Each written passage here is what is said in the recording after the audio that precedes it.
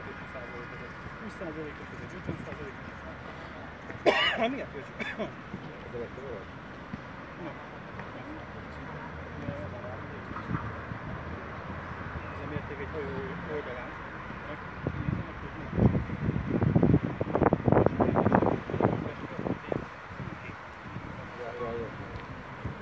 és akkor mérték, ugye ez egy orrdísz a hajójára. Ebből van 2, és ebből lassan kezdődik. De ez egy nagyon durva, ez igaziból 24-es taknyolószámra, és az eltekünk le egyes. De ez mindig. De egyébként az a szám, amit kijön a végén, 0,1 mm. Meg ez is még egy eléggé durva szám. Hát ilyen kikötővakokat nem számít, szellőző, szintén dugatosan. Ez egy nagyon durva. Ennél sokkal nincs, csak most hirtelen ezt kaptak be személynél. Ennél olyan szemét, hogy nem látszik sokkal. Az a szemét, mert ez is ez a kémény, vívoknak a kémény lének csúfok felé.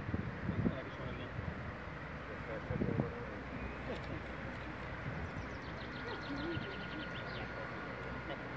Elvárják. És akkor nem tudom, emlékszel arra tervezni, nem tudtam kérdezni, hogy másik bombát folyón építek az órán 2 ilyen ágyúval, hát ugyan meg egy. Annak az egyik ágyú folyón félig félrehagyott. És akkor ugyanúgy átadott. És itt meg ősíthátunk el van kezdve, itt egy ajtó. Eszemletes ajtó ki nincs. Azért még közül otthon le van festve a hajó, 90%-osan kész. Persze, ez egy alap. Hát amit tervezel 3D. Ezek mondom, ezek is 3D-ben lettek megtervezve minden, az ágyú is. Igen. Nem, ilyen. Ez a...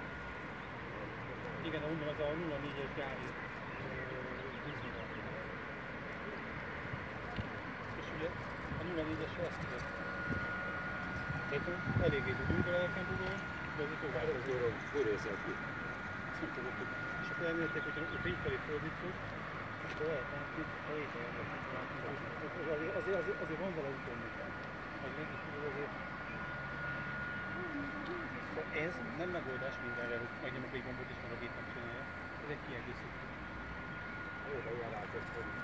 Hát ez nem rá, ez félre van azért hagyva, hogy megmutassam, hogy mint a kitöltési százalékot. Jó, hogy Ugye az, hogy mennyire üveges, akkor állítod a százalékot. Ez egy 20%, de ezt akár tömörbe is lehetni.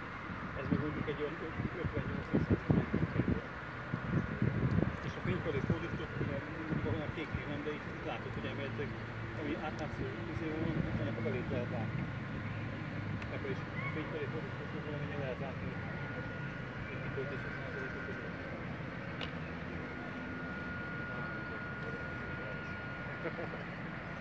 Te is elmondod, hogy megjelenül a egy picit. Na.